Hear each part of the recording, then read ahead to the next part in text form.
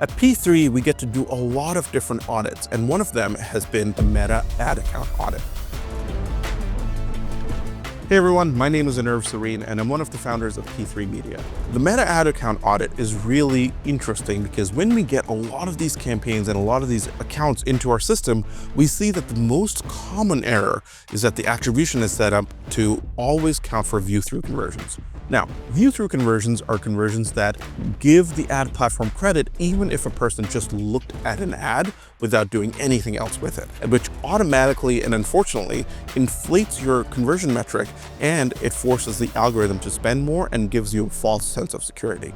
In order to change this, what we recommend is to do one of two things. If you've had a campaign running for a very long time, do nothing. Just go to the Compare Attribution Settings column in Meta and see which ones are in 1-day view, 1-day click, 7-day click, and 28-day click.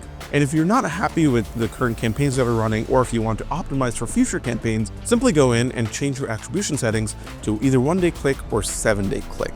And this will allow you to see more direct conversion metrics from Meta in your Shopify store. To learn more or to get a free audit, visit p3media.com.